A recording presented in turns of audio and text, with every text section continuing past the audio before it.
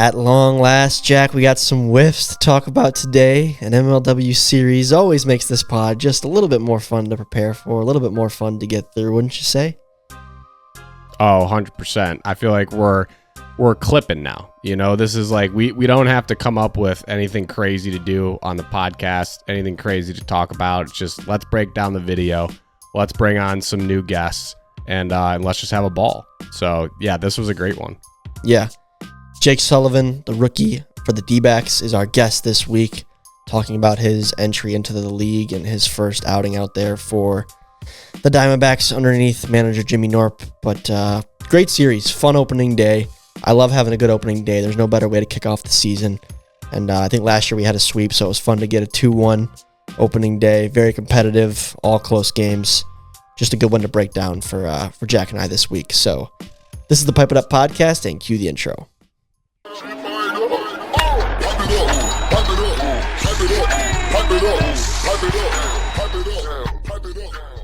Ladies and gentlemen, welcome back to the Pipe It Up podcast, the official podcast of MLW Wiffle Ball. Jack, season is here. It is Wiffle Ball season. Officially back. We are officially back. Officially back. MLW is back. Opening day in the books. Mallards take 2 of 3 from the DBacks in a great series. Can't be mad at all about the games. Very entertaining series, I think, as a viewer, I would assume. A lot of theatrics, a lot of storylines that played out very poetically as scripted. Kyle did a great job with the script to start the year. Couple of the heroes, you know, I'll skip right now, Jack. I'll jump the gun. Comment of the week. Earliest we've ever read it in an episode. But comment of the week. Flood and Flood's replacement, the 2 most impactful players this series. I would agree 100%. As being the case, which is cool. Like, it's cool to see the young guys who, aren't the Schultzes, the Agners, the Coglins, the Robleses, the Norps, make the headlines. I like that. Yeah, no, 100%. I know we're going to get to Jake and the interview with him, but I feel like this series, again, I know the Mallards took the W, but I do think that this series is kind of like a foreshadowing of just the year to come with this great rookie class, and just sort of a shift in the in the household names in MLW. I think a lot of guys are going to have their coming out parties this year. Trey included in there, and yeah, so it was a really exciting series. I mean, if Tommy, like, let's be honest here, I think we all thought the Mallards, they got what they wanted out of that trade. It was a good trade for the Mallards, but you're kind of looking like a genius right now here after one series. Player of the day, kid you traded for. I mean, first AB bomb. Like, I mean, what are the feelings right now? Like, watching the video come out. I'm glad it worked out. Like, for me, sure, but I'm mostly just happy for Trey. Just because he's a good athlete. Really, really, I'll call him a kid. He's a kid still. He's in high school. Nice kid. Like, just super well-spoken, fun to be around, raised the right way, plays the game the right way, just class act, top to bottom. So to see him, he got an opportunity. Preston wasn't able to make it. So to see him capitalize on that, and it's just cool to see a guy who's been grinding sort of in a role player type, situational type role the last few years, a PO in Jimmy's organization, very limited at bats. To see him get an opportunity and then to capitalize on that, it's pretty awesome. So I was happy for Trey. Really, Jack, is the main thing I'm feeling. Yeah, that's fair. It was a really great series. Do we want to jump in to our interview right now? Why not? Right, we've got him on the line. Got him on the line. I will say I invited Trey. Of course, I invited Trey. Busy with high school baseball this evening. As Trey is going to be a collegiate player next year. But on the opposite side of the ball, the other headliner was the rookie, Jake Sullivan, who is joining us. Jake Sullivan the 4th, may I add. Don't want to exclude that as a fellow person with a suffix on their name. So, Jake, longtime listener, first-time caller, it sounds like. Thanks for joining us. Yeah, thanks. Thank you guys for having me. Can't wait to talk some ball. And, I've been listening for a long time. Good to be on for the first time. So is JS4 officially, is that overtaking TC3 now, I think, for That's got to be right. That's got to be the name catchphrase. I mean, if we're speaking strictly to talent, Jack, I would think that's going to overtake the TC3. But tenure, Yeah, I still got him, and I'll always have him. Well, I guess, Jake, give us the quick, questions we typically ask the fan turned player in MLW. Like, how long have you been watching the league? If you're a listener of this podcast, how long have you been listening to the podcast? Just give us the rundown on what that's been like transitioning from like a fan to, a player. Yeah, totally. So I've been watching since about 2017. I want to say the first video I watched was Cobra's Mallards in the World Series. So that 2-0 comeback was crazy. And I told Kyle this, but something about Colts Fields is very special to me. Like the backyard vibe that you guys had was awesome. So I kind of ran with that like the year after, and that's kind of how I got into the game, which was really cool. And then as for the podcast, I've actually been listening since the first episode with Drew and Cratch. So I like to pat myself on the back for that one. So yeah. Nice. So you've seen all the ups and downs with this podcast then.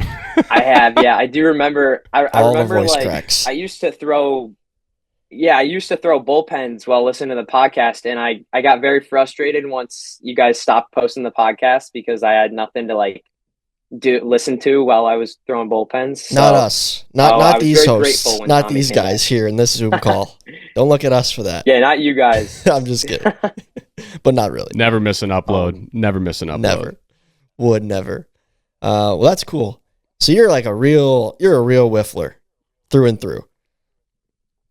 Yeah, no, I've been whiffling for a while. It's just, I don't know. Something about the sport. I love it. Ever since I picked it up, I've never really stopped. And, this is kind of the first summer I've been able to branch out and kind of play a lot outside of my league. So it's been very cool. So did MLW actually make you pick up a wiffle ball, or have you already played prior to finding the videos online?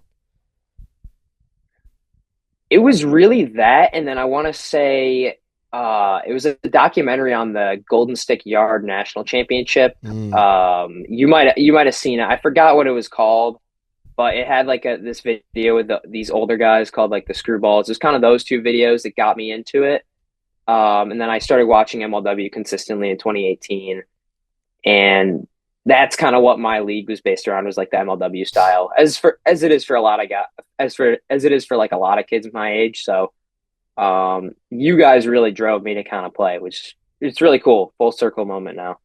It is. So knowing that like 8 years maybe watching this league, what was it like walking up to the Meadows? What were your first impressions of what you thought it might be versus what it was, putting on that Diamondbacks uniform after watching all those videos? Just tell the fans, what it was like, what that felt like. No, it was definitely surreal. I mean, no amount of preparing can prepare you for the moment, getting on the mound and stuff. But I will say I showed up with Jordan and Kyle 3 hours earlier, so it really helped me get kind of acclimated to the environment, and kind of talking to guys before the series really helped calm the nerves. But it was really cool stepping in the box for the first time. It's just nuts, watching for that long and actually being in that situation. Just honestly never thought it'd happen, and for it to come to fruition is really cool. Yeah, that's pretty sweet. And you mentioned your time in the box and feeling comfortable. You definitely looked quite comfortable in there, which leads me to my next question. I was given a scouting report, Jake, from I think both my friends and my enemies, that you were essentially a PO in this draft class, which that's clearly not true. So how about you tell me what your skills actually are, and please properly outline what your draft report should have been from my inside sources in terms of the skill set you bring both offensively and on the mound, because it's definitely not just a one-sided sport for you. Yeah, no, for sure. In my league, I led my league in home runs for most of the years, but I still lovely. like to see myself. I still like to see myself as a contact hitter. But yeah, I don't know. I my swing is kind of very contact oriented, and if I my like mindset is if I hit a home run, great, but I'm really just trying to get on base any way I can. But yeah, I've been swinging the yellow bats for a while from my league. I mean, I started swinging the yellows back in 2018. Like that's what I'm more comfortable with as opposed to like the fast pitch big barrel bats. So, yeah, I definitely see myself more as a pitcher, but like I do like being in the hitting lineup and still trying to contribute that way. Not necessarily being that guy to drive in the runs, but try to get on kind of thing. The yellow bats are the best. I will stand by that. We used to use the Sandlot sticks; those were pretty cool. But I think the OG yellows are tough to beat. I know that you probably had some correspondence. I would hope. I'm not sure if you ever crossed paths with Jimmy at like a tournament or anything like that, or any of the other DBacks for that matter. But I'm sure you had some kind of contact conversations, before you got drafted. Maybe had an idea from the videos of what those guys were like, their personalities. We kind of, I think amongst all of the clubhouses in the league, they're probably one of the more goofy clubhouses. How was it meeting all those guys? How did you felt like you meshed with them? I know you said you got there early, was able to calm your nerves.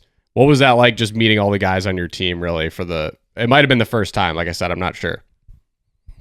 Yeah, no, I've obviously seen Jimmy at the tournaments, so I know he's quite the character and obviously a great guy, just one of the greatest guys. And but as for yeah, Jonah and Pish and at Benny, I'd never really met them in person. I think I've seen Benny at tournaments and I've seen Jonah at tournaments. I hadn't really had a conversation with them yet though, but honestly, I don't think there could have been like a greater team for me to go to as a rookie just because they're so goofy and it really helped calm my nerve. Just like, you're there playing wiffle ball, having fun. That's what we're doing at the end of the day. And that really helped. So yeah, all great guys. And especially Benny is very funny.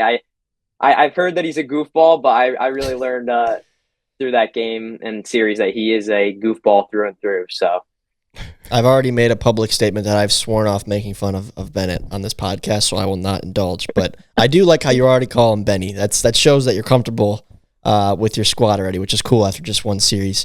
Did you and Norp talk a lot between, throughout this offseason and when he told you he would draft you up leading to this first series, or were your interactions pretty limited?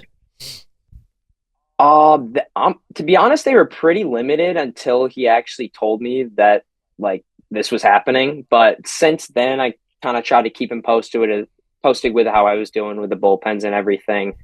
Because I didn't know if I was obviously playing, so I was kind of focusing on throwing different stuff like knife balls. But once I knew I was actually going to be able to play, I tried working on the MLW scuff balls a little more and just getting acclimated to that. And yeah, we've been talking and obviously got a team group chat and everything. So yeah. You're traveling from New York to be at this series.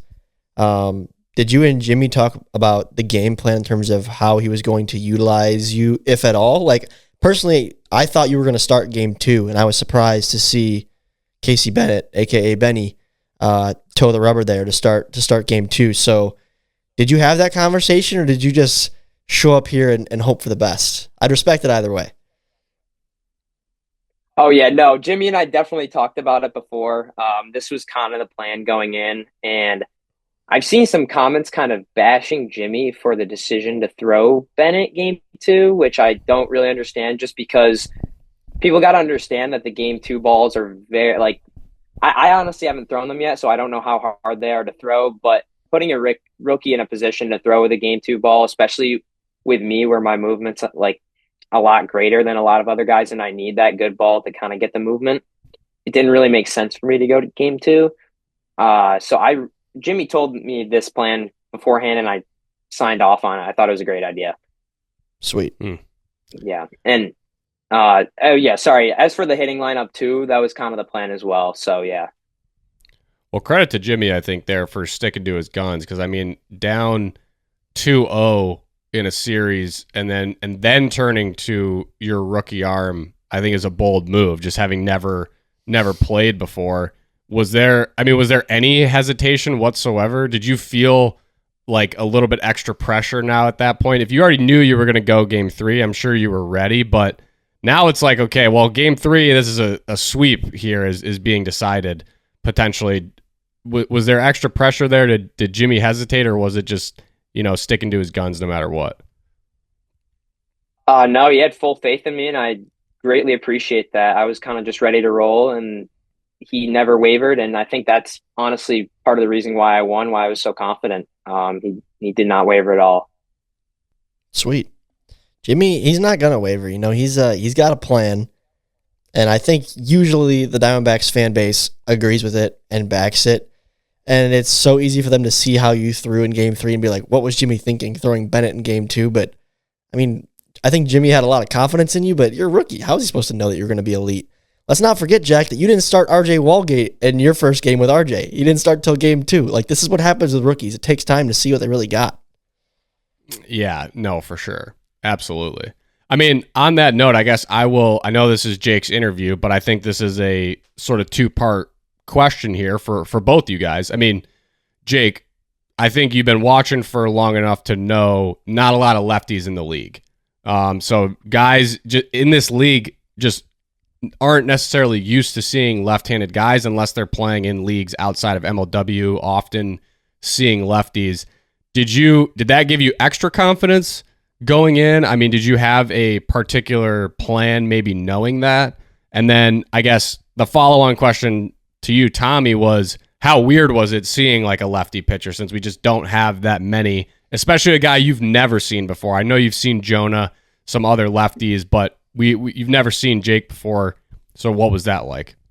Yeah, I had that in the back of my mind. I'm always fully confident in myself, so I didn't think I did well because I was a lefty, but I did know that kind of helped me attack hitters kind of, for sure. And I thought, Tommy might mention this, but I remember Tommy saying that he might actually step in the righties batter box, because you were, or the lefties batter box, right? Because I know you're a switch hitter and you're struggling to see it a little bit. I didn't know if that was because I was a lefty or because you just weren't seeing it well, but I thought that was also funny.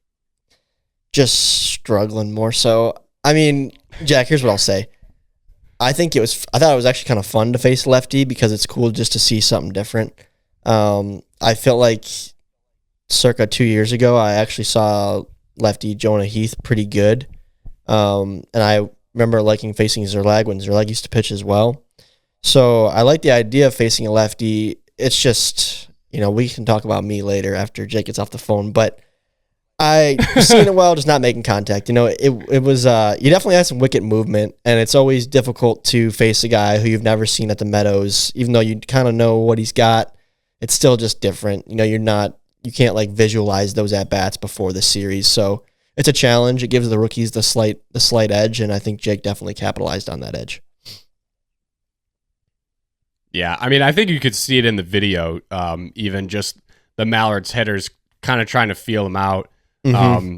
Good way to put it. You definitely seem, again, we don't have the luxury unless you were there to see all the pitches prior to the last one, but definitely seemed like, Jake, you were intentionally working on the outer edges of the zone. I mean, what for, the people who weren't at that series, may not have seen like all the pitches you threw. Would you say your arsenal has anything like unique, any, signature pitches you would say you have? I mean, I think we saw you feature like a few different pitches in that series. It seemed like that, I don't know if you would call it like just like a slide drop or like a drop, kind of seemed to be like your go-to pitch when you needed one. But what would you say kind of like, your arsenal features?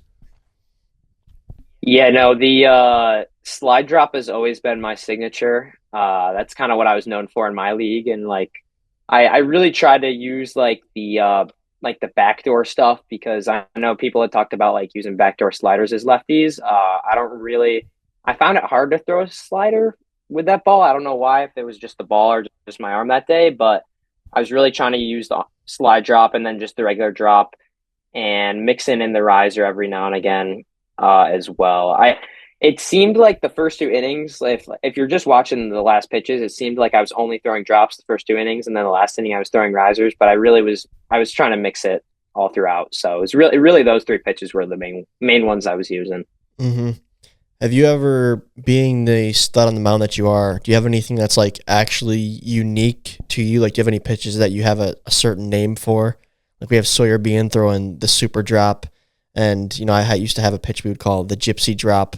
Like, do you have anything like that in your arsenal?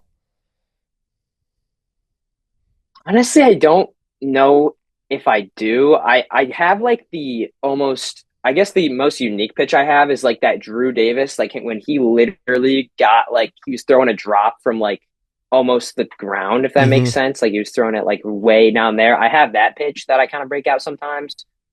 But no, I didn't have like a heavy baseball background, to be honest. So I'm not really good with like the wrist rotation and the, kind of the curves and stuff. I really want to be, but for now I'm kind of just working with the stuff I mentioned previously. Okay, we'll get there. I mean, you'll get there. You got to find one, because I think pretty much everybody in this league has one. I mean, gypsy drop, banana ball, super drop, banana ball, duck ball. I mean, we all kind of have one. So you got to find one.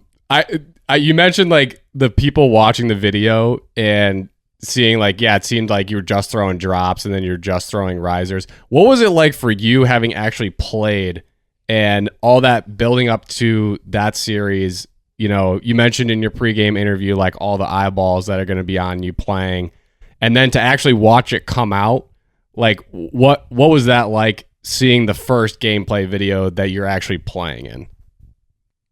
It was super awesome, especially because Kyle upped the editing. Like, obviously it's always been great, but for him to up the editing and for that to be the first series I watched with me in it was super cool. And just getting texts from like guys from my high school, like people in my classes saying like, what, you're playing in MLW is like really cool as well. And yeah, I watched with a couple of my buddies and they really enjoyed it. So yeah, it was a great video and it was super, super cool to see myself on the screen. I'm sure all your buddies were anxiously waiting for game 3 when they knew you were going to pitch, if you had told them you were going to pitch, but at least you were hitting in those first couple of games too, so you could showcase that a little bit. Being a longtime watcher, longtime viewer of the league on YouTube, is there a certain team in particular this year you're really looking forward to facing off against? Is there one team out there that you're like dying to play against, whether it was because of it's your favorite team or a certain player or anything like that you're thinking about looking forward? Yeah, I guess honestly probably Jack's team, the Magic, just because RJ and I are really good buddies. We play fast pitch together and he's a great guy, and I cheered for the Magic all the way through in 2023. I've never had a favorite team, but I kind of just like pick teams to root for throughout the years. So I would definitely say the Magic for sure. Good man. Yeah, I'm looking forward to it. What was there? You obviously were practicing a lot leading up to the series, and it didn't really seem like it took much for you to adjust. Was there anything that kind of surprised you from just the way the games were played? Like the setup of the field. I mean, I know different leagues have different rules, different dimensions that can kind of throw people off. Or was it pretty status quo for you? I'd say the biggest thing is just how small the zone is. Like, I know you guys say it and I've heard it, but the zone is really small. And I think I even made one with your guys' dimensions, and for some reason it still feels bigger. Maybe it's because pressure of the moment, but like that zone was small, man. Like there were a lot of drops that I was missing high on. I'm like, dude, like I really thought that hit, but no, just that, and that's kind of why I was living on the corners too, probably for a lot of my pitches. It's just because the zone is so small, but kind of worked in my favor that way. But yeah, the zone was definitely the biggest thing. It is actually crazy. Sorry, what really quick, Tommy, before I forget, I always love to like hear what the new guys say, because the first year that Grant came in and our first game of the year, we got absolutely shelled by the Gators, and he pitched. I think it was our first game, and whatever game he pitched in that series, he could not find the zone, and he was missing everything high, like just could not find it. And then come to find out, like he asked after the game. I probably told this already in the podcast, but he asked after the game, like what the dimensions were of the mound. And basically he had been practicing from like 2 feet farther back. Like, so he had actually been putting in work leading up to the series. It just wasn't the proper dimensions. And like that little bit made such a big difference that like he literally just couldn't find it that day. And the next series he came back and adjusted and it was fine. But I always like to just ask for the new guys, like, if there's anything kind of weird like that took some getting used to. That is funny.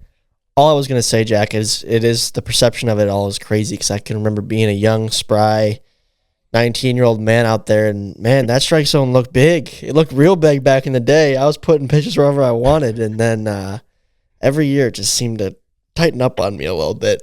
now I can't even lob one in there and hit it. So it's pretty funny, but it's tough. I mean, Jake, you did a great job. Like, I know I was playing against you, so I don't want to compliment you, but you did a great job. You got the win. You hit the walk-off. Like, that was a pretty storybook, first career start on the mound. Pretty nice way to cap off a career debut. So, last question I have. You're rocking 16 on the D-backs. Is there a story behind the number?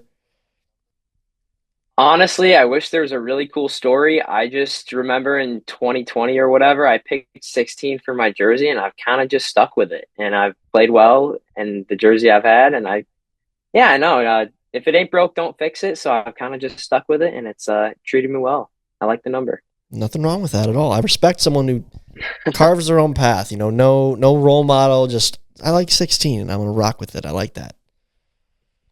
That's a good enough story for me. I agree. I like it too. I agree. You got anything else, Jack?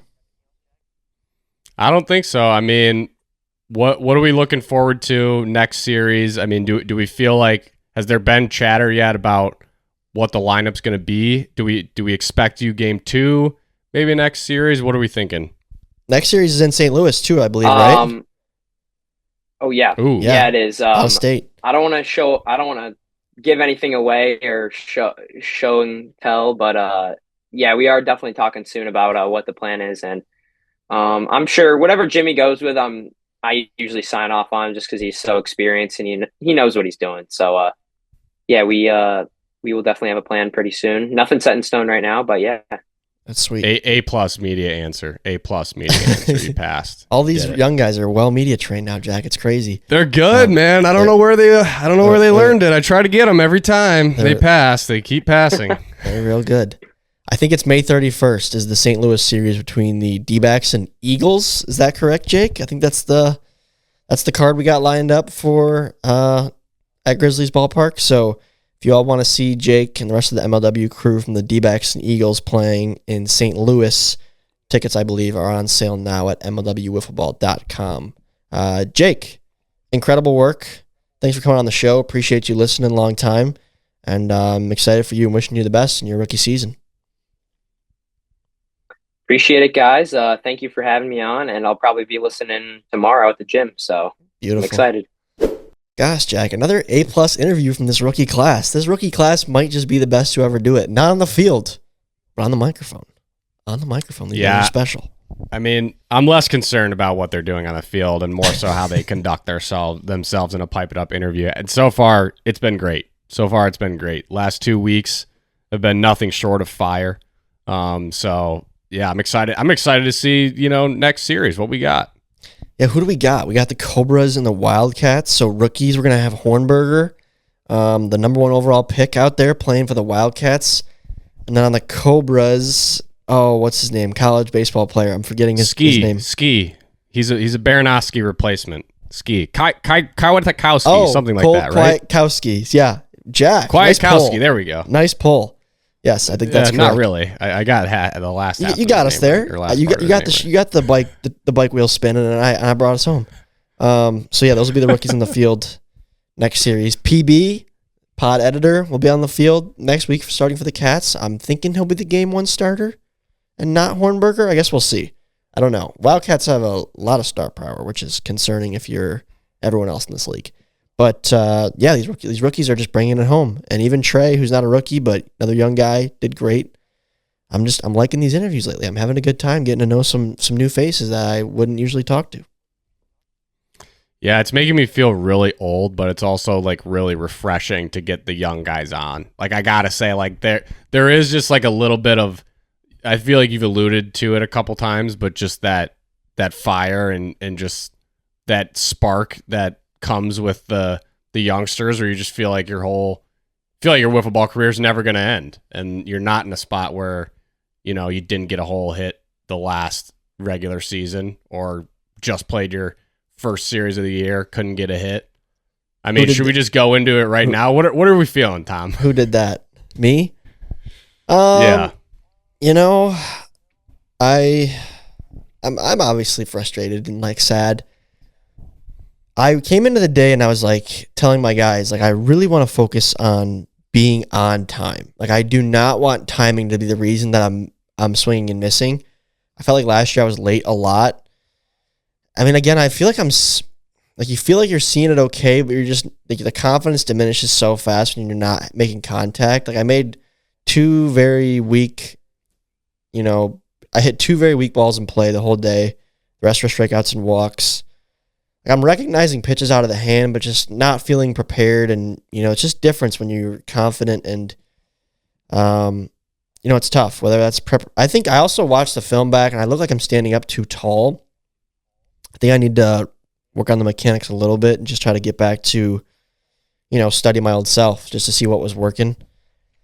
But, it's a short season, Jack, and I have 5 guys that I consider like guys, and it's myself, Flood, Colm, Robles, Jorgensen.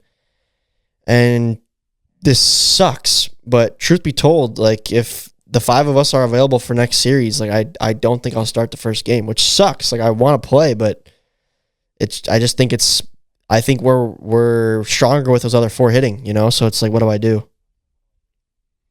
Yeah, I think that's fair. I mean, I would say, just for your sake, like, you definitely didn't look out of place there. I mean, you also had 2 strikeouts that were just like ridiculous pitches. Like, it was, I think one was on a pitch that, like, Jimmy, I've never seen him throw that before. It was like a change curve. And then the other one was, I can't remember if it was 2 or 3, was just an absolute pipe job. I don't know if that was Sully or Bennett on you, but it was like a fantastic pitch. So, I mean, you didn't seem like, at least in what it showed in the video, like, it seemed like you were seeing it well, which I think is obviously like the biggest hurdle. My question is, I know you switched to batting right-handed for power.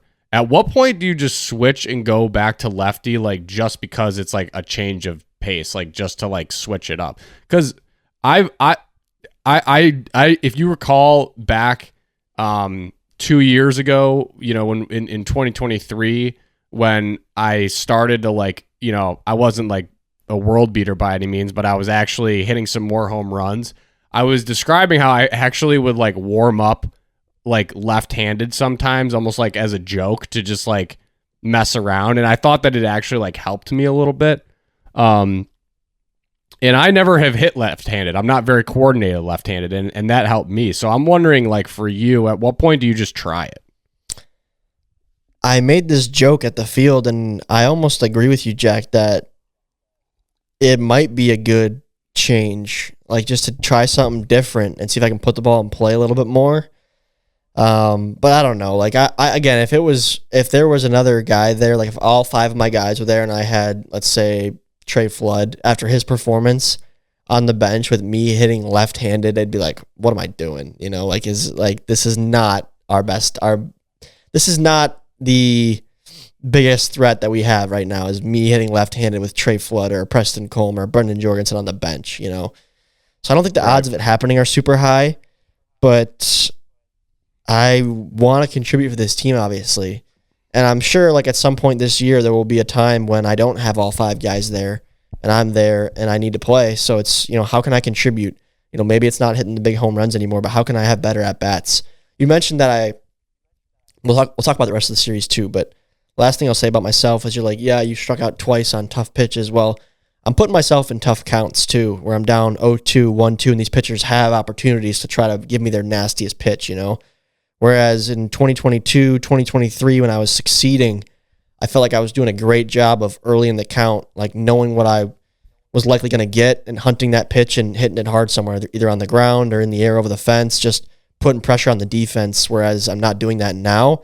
So I'm making the pitchers look great, because when it's 0-2 on a guy, you have two opportunities there with really nothing to lose to throw him something gross that he's likely not going to hit hard and likely not going to swing at, because it's going to be just not a pitch he likes unless he's playing defense up there, you know? Yeah, that makes sense. I mean, that's fair. That's again what you don't get to see when you're just watching the video. But I don't know. I know you've still got it in you. I don't think that this is the end by any means. Like of your, I get what you're saying, where it's like it's hard to play you if all of those other guys are there, but those guys are bound to be, you know, maybe it's not a starting spot, but those guys are bound to have bad days too, where it probably makes sense for you to slot yourself in there and pinch or whatever it is, just to see if something can get done. So I don't know. I think you still gotta, you can't let it get too, you know, can't let it get you too down. There's still a lot of wiffle left, and yeah, I think maybe just a switch up's worth it. Something's got to change. I can't show up to this Meadows again, try the same thing. Just not, can't repeat bad results. So that's the promise I guess I'll make to myself and to the fans, that if I do have to play again and if I have the opportunity, or if I give myself that opportunity, you'll likely notice something looking a little different, whether it's my stance, my approach, what side of the plate I'm hitting on, something will likely look different. But I don't want to steal Jack from the spotlight that Trey Flood deserves. What a performance from Trey in a high-pressure spot, facing his old team, starting at the plate, on the mound, in the starting lineup, just delivering more than I could have ever wished. How awesome was that to watch? Well, I gotta think, if you're a Mallards fan right now, you've been watching the past, few seasons just going, man, we've got all the pieces and we just cannot break through. It's like we're one piece away, whether that's a second arm or a decent bat. We just can't get it done. We've been in these long games where Jordan's just like pitching the lights out. We can't seem to put a run, can't seem to get a run on the board. And then first series with the new kid on the block, big trade. I mean, first at bat, 2-run bomb, another home run on the day. Like I feel like you've never been more excited. Like if you're a Mallards fan, because it finally seems like, whether that is, I don't think Trey had like his A game on the mound. I would say he can pitch better than he did.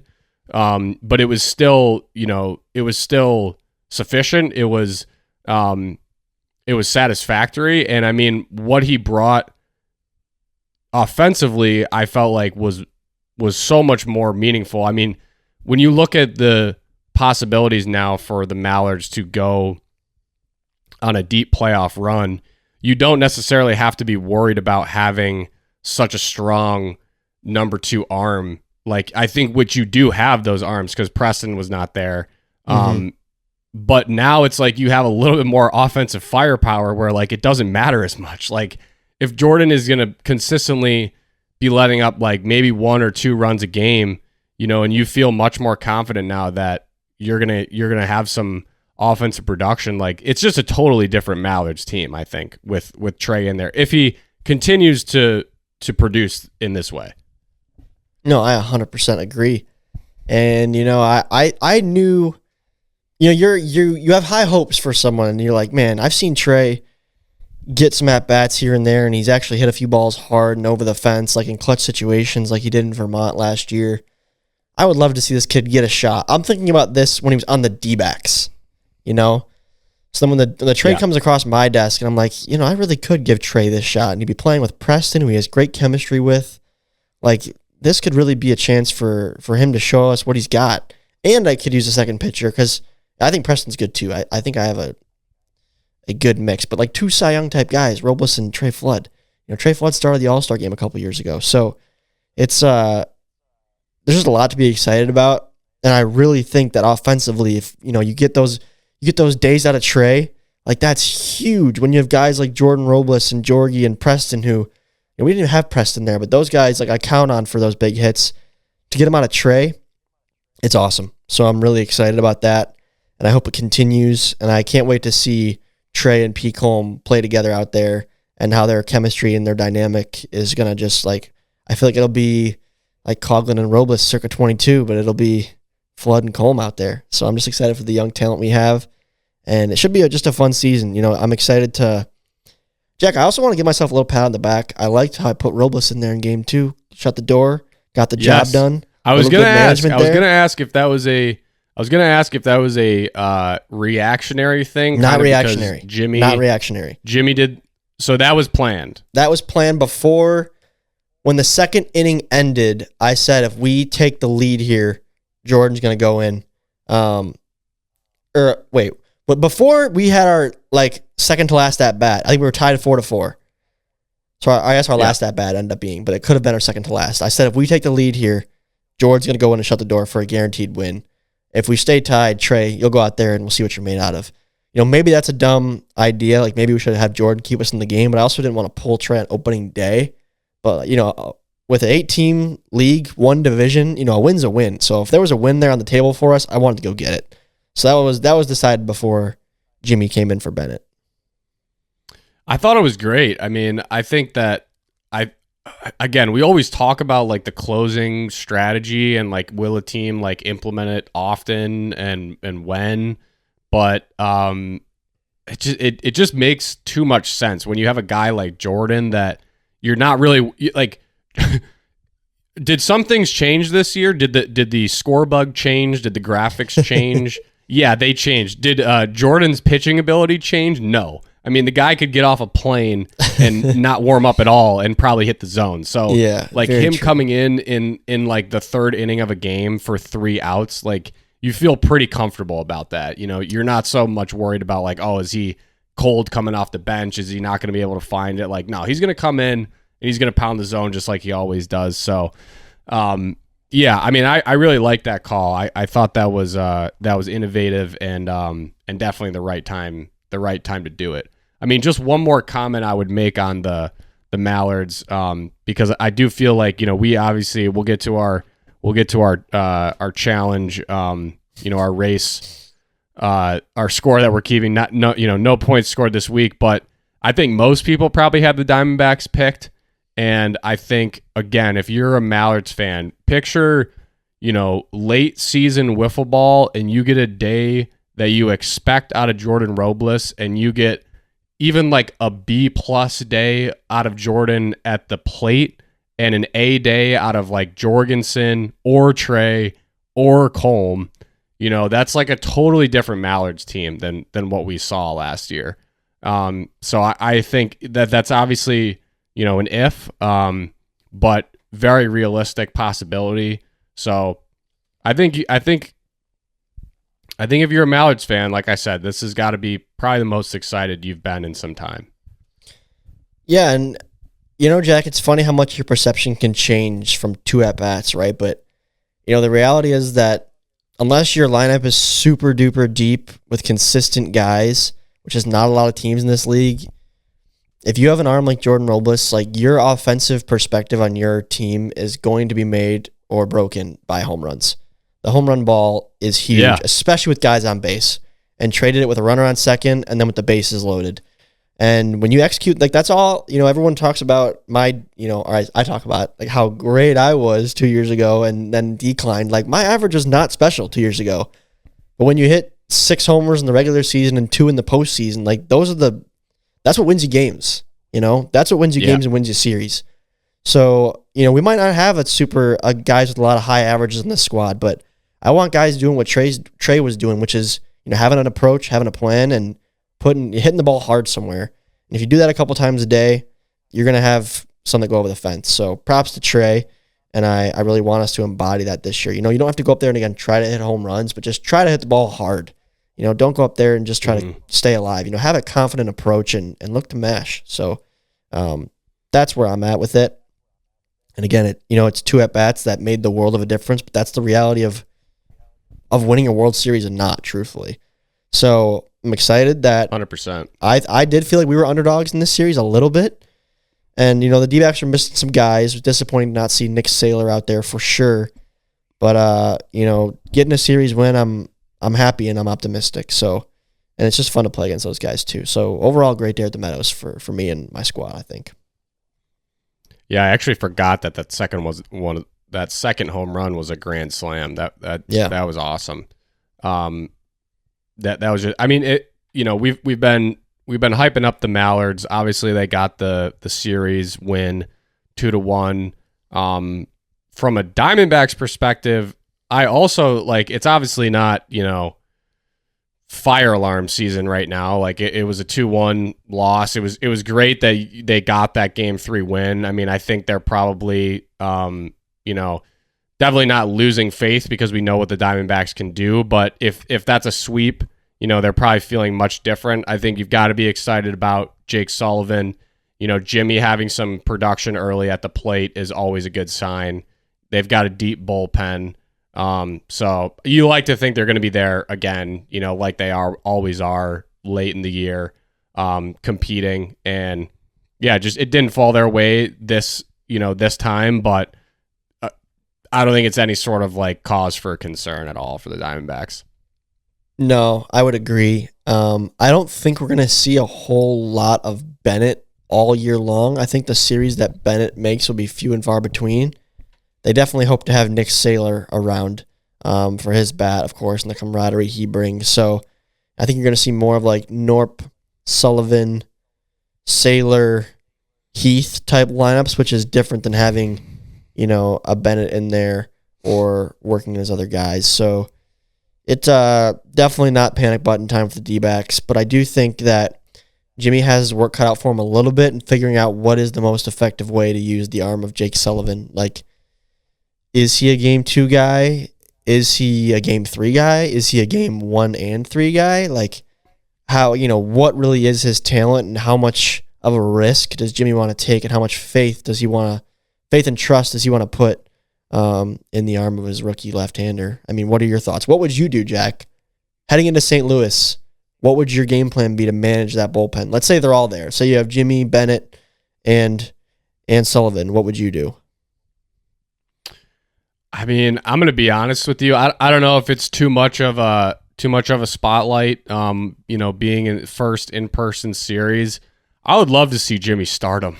I mean, I'd love to see him start Sully game 1. I mean, there is no doubt a factor of, even take out the fact that he's left-handed. He's just a new pitcher that has legitimate pitches very good knows point. How to work hitters. Take out the fact that he's left-handed. It just takes a second to adjust to them. It might take 3 innings, and that might be a win for the Diamondbacks, right? So I think that's a way to kind of catch them off guard, and maybe take one there early.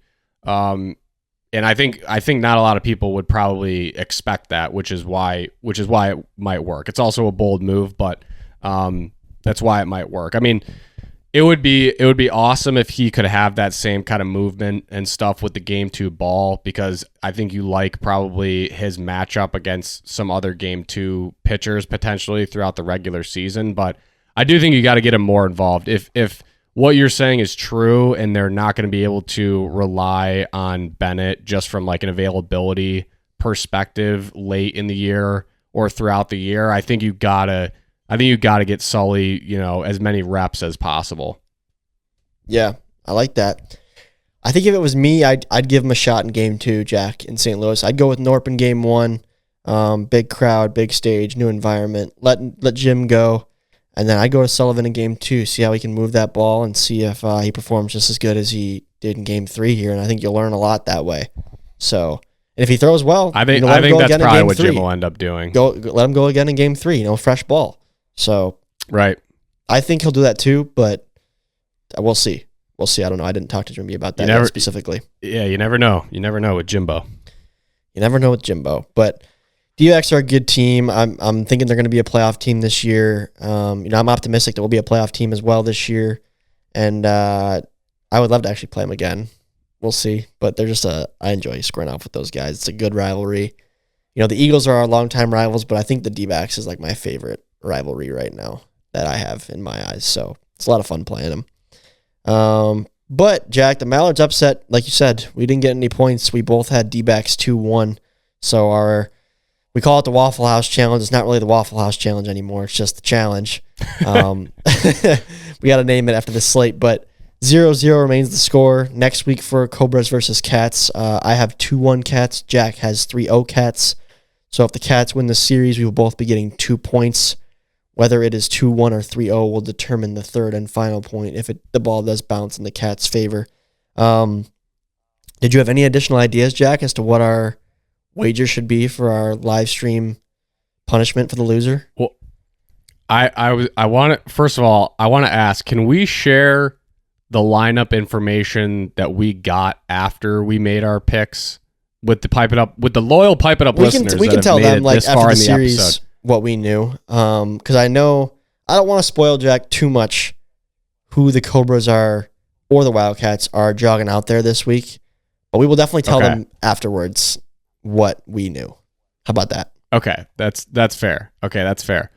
Yeah, I mean, as far as the actual challenge, I ran our ideas past the old ball and chain to see what her thoughts were.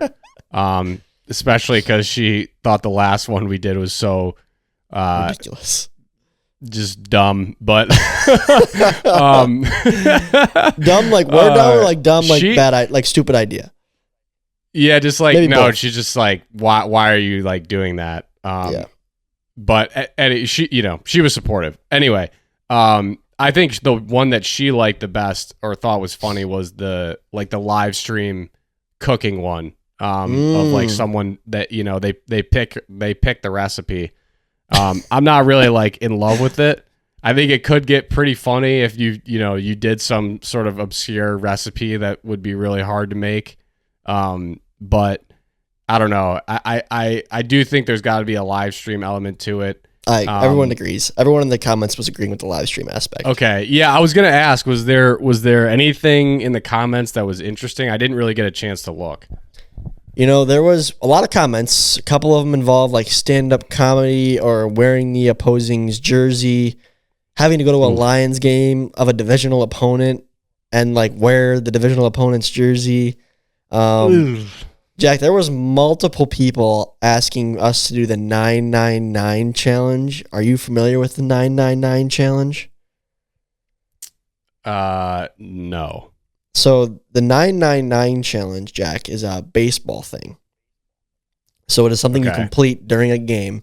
So during the course of 9 innings, you eat 9 hot dogs, and the third 9 is, we will not be doing this, but the third 9 in the 999 challenge is 9 innings, 9 hot dogs, 9 beverages that can only be consumed by those that are 21 plus.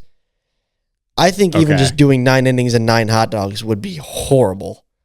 Like I would definitely throw up, but it'd be funny. Especially, it'd be a long live. Yeah, it'd be a time-bound live stream of like 2.5 hours. But yeah, especially the like ballpark Franks. I feel like are bigger. Like beef. I feel like those are legitimate beef. Dogs. Yeah, those are legitimate dogs. So that'd be a brutal one. But the people do want that. Now that I said it on this microphone, more people might want that. But I think the idea of cooking is pretty funny. The 9 hot dogs and 9 innings thing it'd be funny, I'll be honest, but it would be horrible. I think, Jack, it would probably be better than the Waffle House because it'd be faster and it'd actually be something of nutritional substance, at least a little bit. It's not just bread and sugar. There's some protein at least in that concoction. Yeah, so I guess what's like the length of a baseball game now with now like they're the pitch faster. clock and everything? Like I'd say average is probably about 2 hours 20 minutes or so, 2:25. 9 dogs.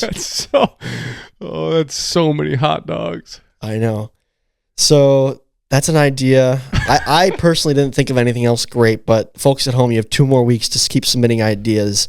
And then before Slate 2, we will finalize the candidates, and we'll have the ballots cast from our board of trustees here at Pipe It Up. Why do I feel like it's going to end up being the 9-9 challenge now? I mean, I actually do think the cooking one is funny. We just need to think of ideas as to how to broadcast that properly too. The hot dog thing would be very easy to live stream, which is the nice thing. Like it's just food in front of you. Yeah. No, for sure. For sure. That one, I mean, it's baseball too, which is, wiffle adjacent. So it makes sense. Got a lot of baseball fans. I mean, I would say the only though, Jack, we got to think here. We got to think though, when this wraps up, the regular season of MLW ends like in October. It'll be like World Series time for baseball. We'd have a very tight window to make that happen. Yeah, that's true. What if we just did it at some? Are they still playing? Like, are other leagues still playing at that point? Like, not MLB. Regional. I feel like most leagues are probably done before the MLB just because it gets cold around that time. Those shortened seasons end even earlier. Makes sense. We fly to like Japan to do this. That makes sense. Go to some like recreational fall ball game. But anyways, I don't know if it could. I mean, we could do it. We could do it not at a. I mean, I get the 9-9 challenge, but if you wanted to put it like a time clock on it, we could do it at some other sporting event. True. You could even do it during an MLW series, 3-game series. You could. That would give us extra time because those series go way longer probably than a regular baseball game. A little bit, yeah. Yeah, because we don't have a pitch clock. We take a little breaks in between games. But, okay, we'll keep the ideas coming. A couple more weeks to submit them. We appreciate it. But the score remains 0-0. And this week, we'll see if the Cats come out on top. If not, we'll remain locked bagel to bagel, goose egg to goose egg. So we'll see. But, great series. Honestly, I thought it was a great opening day. I think the commissioner, Kyle Schultz, agreed. I will comment lastly, Jack, on, of course, Sully mentioned it, but sort of the graphics overhaul, new intro, new score bug, some new on-screen graphics and motion graphics. I thought all looked pretty cool. I love seeing changes like that. So I'm glad to see that. Actually, the majority of the comments, I think, on the YouTube channel were about that. So that's pretty cool to see. Yeah, always cool to see new graphics and score bugs. It's always like you're playing with fire because people get used to seeing it and what they like. And then, if you do, I honestly don't think it's that hard to not mess up like a score bug. And somehow the NFL still finds a way to do it. So Kyle, A+ job. All the graphics were sweet. The score bug was sweet. You did not mess it up. And it is really cool to see some stuff switching up. So kudos to the commish. Yeah, based on the NFL Super Bowl score bug, I think Kyle had terrible. He had an easy act to follow there, but I do actually really like it. I think it looks like fresh. It's easy to read. I think it's an improvement, and I think everyone else agreed, which is great. I didn't see anyone torching the score bug in the comments, which is always good. Huge. Should we have a moment of silence for the MLW theme song, circa 2013 through 2024? Sure. Moment of silence. Thank you, everybody. All right. That is a wrap on this episode. Thank you all for tuning in. Again, tickets for that St. Louis series, May 31st, I think is the date. Patrick Ballman, PB, pipe up the details. Good luck, PB, in your series this weekend. This Friday, excuse me. But that's coming up. So that's the next event on the calendar. But this Friday, Cobra's Cats featuring PB and Drew Davis. Gonna be a good one. So tune in. Thank you all for listening, and we will see you next Wednesday. Pipe